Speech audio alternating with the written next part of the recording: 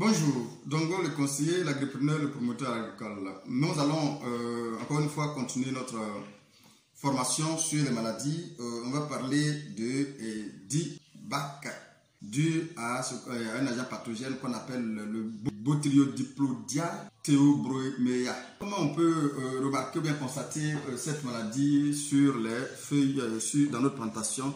Il y a toujours un jaunissement. Pourquoi les signes se ressemblent tellement qu'il faut vraiment un œil vraiment bien spécial pour pouvoir remarquer toutes ces maladies. Bon, Dieu merci, ils ont même manière d'être traités. Je pense que ça ne pose pas de grand problème en fait. Il y aura un jaunissement au niveau un jaunissement et un brunissement effectivement. Puis il y a aussi des chutes des feuilles, des jeunes plants, des jeunes rameaux du sommet. Voilà, donc du coup, il faut savoir que lorsque vous avez cette maladie, ce sont des jeunes rameaux et en général qui sont touchés au niveau des sommets, qui sont touchés, qui sont jaunis et en plus brumis, effectivement. Et c'est cela vous allez constater ces dégâts-là. Il y a aussi un dessèchement, comme on peut rencontrer aussi, un dessèchement progressif du haut vers le bas de la plante attaquée, effectivement, et gagnant successivement le bourgeon, et les branches et les tiges. Comme je l'ai expliqué tout à l'heure, il faut savoir que c'est de manière descendante que l'attaque se fait. Elle s'attaque d'abord progressivement du haut vers le bas et du coup, va de la plante attaquée bien sûr, et va gagner successivement les bourgeons. D'abord les bourgeons, ensuite les branches et vers la fin, on gagne les tiges tout simplement. Voilà. Et le mode de contamination, c'est tout simplement par des spores parasites de faiblesse ou de blessure tout simplement. Ces spores-là, ce sont des parasites de faiblesse ou bien des parasites de blessure. Lorsque une partie, soit les racines, soit l'écorce est touchée, il faut faire attention, ça va facilement toucher, ils vont attaquer à part de là. Voilà, ils vont attaquer à part des blessures tout simplement. Voilà. Voilà, donc ce sont les parasites de faiblesse ou de blessure vivant en saprophyte. Ils vivent en saprophyte sur les organes morts, devenant parasites actifs en pénétrant par les blessures. Voilà, donc ce sont les parasites de faiblesse ou de blessure, tout simplement vivant en saprophyte sur les organes morts et devenant parasites actifs et pénétrant par les blessures. Voilà le rôle de ces spores-là. À chaque fois, lorsqu'ils ont des blessures, ils vont profiter par ces blessures, effectivement, pour attaquer votre culture. Voilà, les saprophytes, ce sont des micro-organismes qui tirent leur substance, effectivement, ils tirent leur substance dans les matières organiques inertes, tout simplement. Voici un peu comment ils se comportent dans vos différentes plantations. Voici pourquoi on vous a demandé tout à l'heure d'extirper et de dégager tout ce qui est comme débris ou encore des souches qui sont déjà coupées. Sinon, dans leur pourriture, ils vont facilement faire appel à tout ce qu'on appelle parasites, les spores, tout simplement pour permettre leur décomposition et effectivement vont pouvoir attaquer vos différents plants qui sont sains.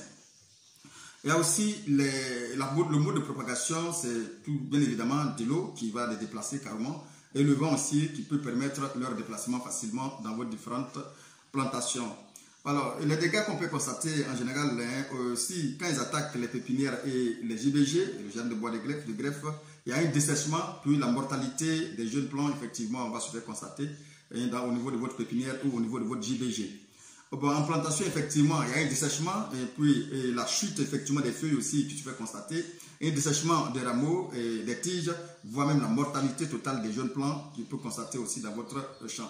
Bon, comme je l'ai dit toujours, il y a toujours une chance. La chance est que leur incidence économique dans les plantations est faible. Bon, la méthode effectivement de lutte, il faut d'abord receper la tige, receper à 30 cm en dessous de la limite de l'assèchement. Et là où la plante, comment on appelle ça, la branche, la tige a pourri, là où ça s'est arrêté, où ça devient sec, où ça s'est arrêté, il faut continuer, il faut receper dans la partie vivante, effectivement, qui n'est pas sec. Ne coupez pas là qui est sec, coupez là où qui n'est pas sec, sinon ils sont déjà pratiquement descendus. Il faut couper là où qui est toujours la partie qui est déjà saine. Appliquez sur les sections, sur les parties coupées, une pâte fongicide tout simplement, qui est cicatrisante tout simplement. Aussi, effectivement, il faut brûler tous ces organes découpés, hein, tout ce qu'on a coupé dans le champ. En principe, lorsque vous coupez, il faut avoir des gants, il faut mettre tout ça dans un sac. Vous coupez, vous le faites sortir et ensuite vous brûlez ça en dehors de la plantation.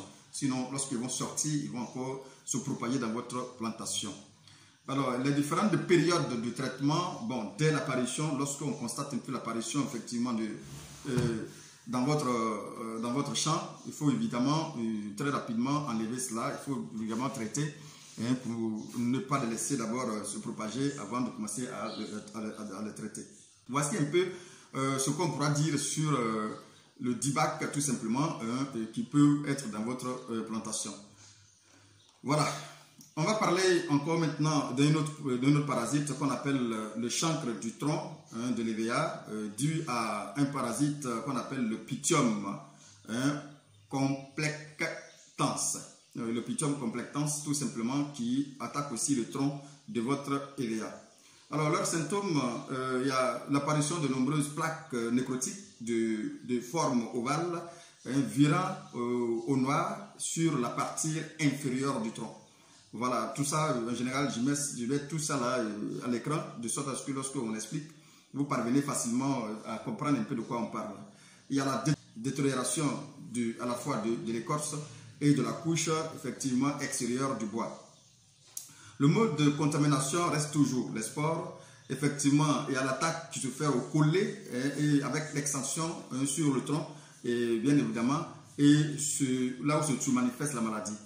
D'abord le tronc, le collet d'abord il passe par le collet et ensuite ils vont une extension au niveau du tronc et là où va se manifester effectivement la maladie effectivement. Bon, le mode de propagation il reste toujours l'eau et le vent tout simplement, c'est leur mode de propagation.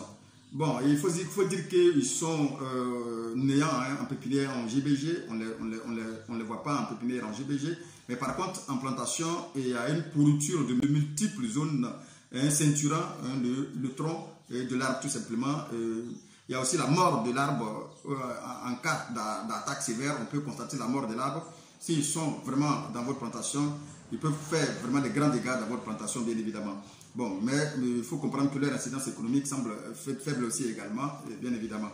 Il y a aussi des mesures de lutte qu'on peut aussi observer aussi en cas d'attaque de cette maladie. Il y a des mesures de lutte comme éviter les blessures des racines ou des collets tout simplement, parce que c'est par là il passe. Si vous évitez de blesser les racines et le collet de votre arbre, il leur sera difficile de passer. Ce sont des parasites de blessure bien sûr. Il faut aussi éliminer dans votre plantation, il faut éliminer et brûler les souches et les débris végétaux pendant la préparation de votre parcelle. Tout ce qui peut pourrir par la suite, il faut quand même les éliminer. C'est difficile à effectuer, mais c'est nécessaire effectivement pour la santé de votre plantation dans le futur. Il faut aussi, bien évidemment, appliquer, ça c'est une lutte curative, appliquer sur les blessures après grattage, un fongicide bien sûr de la famille de triazole. Je pense que ça va beaucoup vous être utile, le triazole va beaucoup vous aider. Et appliquer aussi une pâte, bien évidemment, de cicatrisation, une pâte cicatrisante sur la blessure. Voilà, pour ce faire, il faut le même matériel qu'on utilise, en l'occurrence les pinceaux, les pochoirs, les fongicides, la graisse cicatrisante, les boîtes vides, les grattoirs, tout ce que vous connaissez. C'est le même matériel pour pouvoir badigeonner tout cela avec la solution que vous allez effectuer. Badigeonner tout cela sur les blessures, il faut tout cela tout simplement. Voilà, donc il faut bien évidemment, avant d'appliquer, il faut bien gratter l'écorce jusqu'au bois pour enlever les tissus altérés et extraire le latex coagulé pour pouvoir vraiment permettre au produit de vraiment faire son effet. Il faut aussi appliquer un fongicide effectivement pour désinfecter les blessures bien évidemment. Il faut aussi appliquer la graisse, comme je l'ai dit tout à l'heure, la graisse tout simplement, cicatrisante tout simplement. Bon, il faut le faire dès l'instant que vous constatez les premiers signes. Il faut, dès maintenant, dès l'instant, immédiatement, il faut commencer à trouver les solutions, c'est-à-dire qu'il faut commencer à traiter à partir de là. Il faut aussi faire une bonne fréquence une fois après attaque. Il faut le faire une fois après attaque et observer par la suite. Voilà. Voici un peu ce qu'on pourra dire sur ces trois maladies, mais sur ces deux maladies tout simplement. Voilà, je pense que On va attaquer les autres maladies à venir. Je pense qu'il y a quand même quelques maladies qui restent encore sur le tronc. On va encore les décortiquer pour que vous puissiez avoir connaissance de toutes ces maladies. Alors, à bientôt pour la suite de la formation. Merci.